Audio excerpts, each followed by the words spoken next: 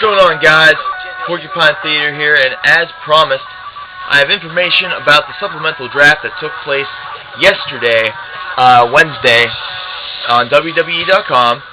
And once again, like the draft on Raw, it seemed that Smackdown really came up big. Here are some of the results. The very first pick, Mr. Kennedy, was transferred from Smackdown over to Raw. This is pretty big, even though he's been injured and has kind of been non-existent on television here over the past couple of months to the past year. I think Mr. Kennedy has a lot of talent, and if he's just able to stay healthy and is able to stay aggressive, he would be a perfect fit for the Raw brand. And I think that it's going to be a huge addition. So that was a huge first pick.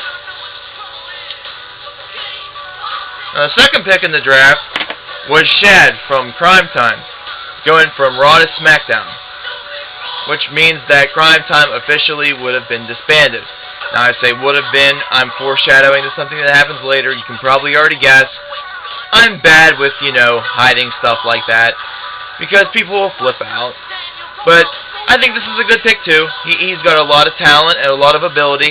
There were rumors that I believe it was JTG was going to be released from the WWE, and this kind of almost looked like those rumors were going to be confirmed, but as I said, something later on proved otherwise. The next pick from ECW to SmackDown was Alicia Fox. No one really cares. The next one was one that really got a lot of people's panties up in a bunch. It was Primo from the Unified World Tag Team Champions, Primo and Carlito, the Colognes, from SmackDown to Raw, breaking up the Tag Team Champions. This was really perplexing, but at the same time, I kind of liked it, and I kind of hope that it stayed the way that it did, simply because since you have a unified tag belt, you should be able to defend it on both brands, not just one. That's the reason why there should be 2 tag team title belts, in my opinion, but hey, that's just my opinion. Next up was Mike Knox. He went from SmackDown to Raw, from Raw to SmackDown. I read that in reverse for whatever god-awful reason. And this is a good move too, because, let's face it, Mike Knox is pretty much useless. He just goes in, he squashes people, he acts like a badass, then he doesn't get TV time.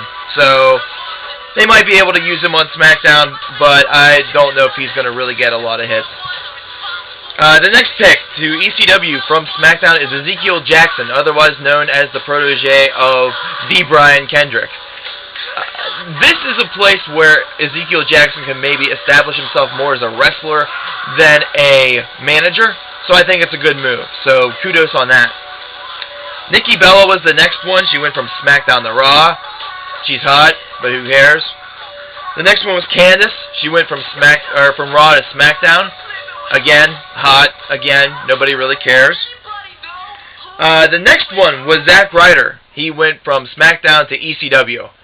And as I mentioned on the podcast last night, and my friend RB did the same, do we really care that much about Zack Ryder right now?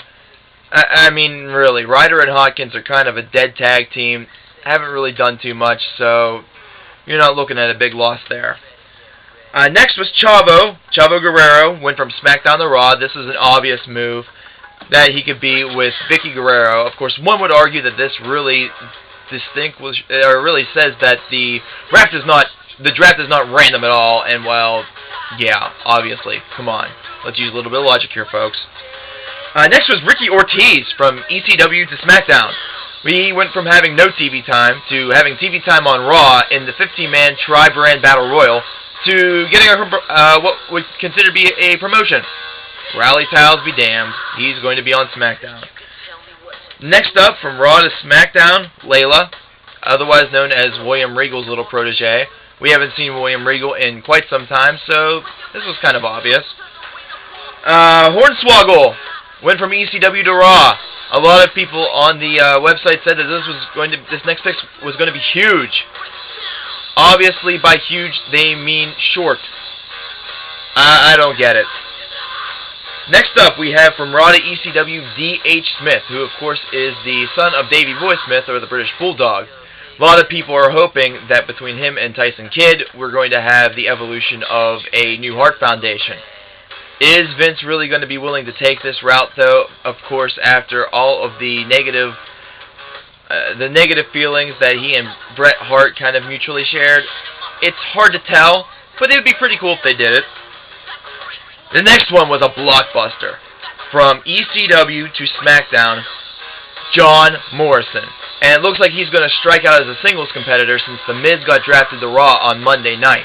And this is fantastic because this puts him right there in the hunt because he is a fantastic performer, fantastic wrestler, and bar none somebody who really deserves to show his potential. 2 weeks ago, he did a shooting star press from the top rope onto a bunch of lumberjacks to the outside. That took balls.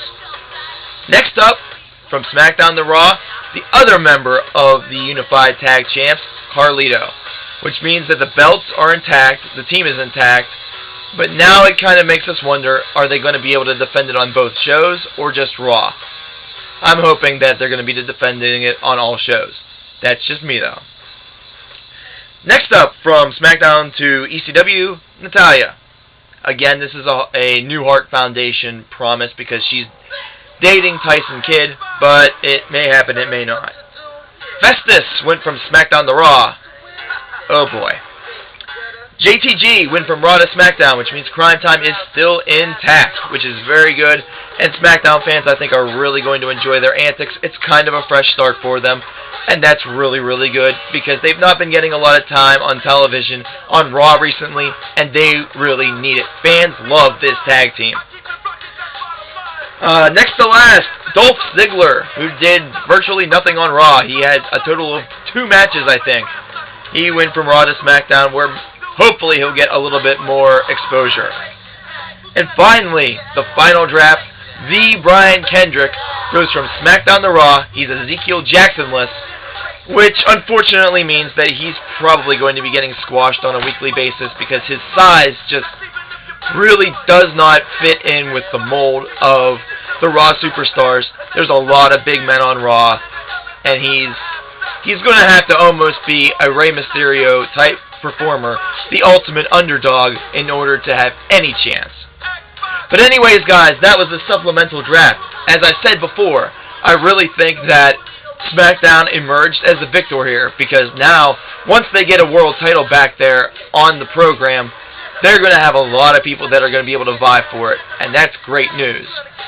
Now, a couple people that I was surprised that were not drafted or moved, Evan Bourne, Christian, those are 2 big ones that come to mind, and John Cena. Only because Triple H was drafted over to Raw, you would expect that the other world champion would be drafted to the other brand. That way both of them have something to go for. It didn't happen. They really dug themselves into a hole there. It's going to be really interesting to see how they somehow claw their way out of this. Well, anyways, ladies and gentlemen, I hope you enjoyed the video. Thanks for watching, and take care, ladies and gentlemen. This has been Porcupine Theater.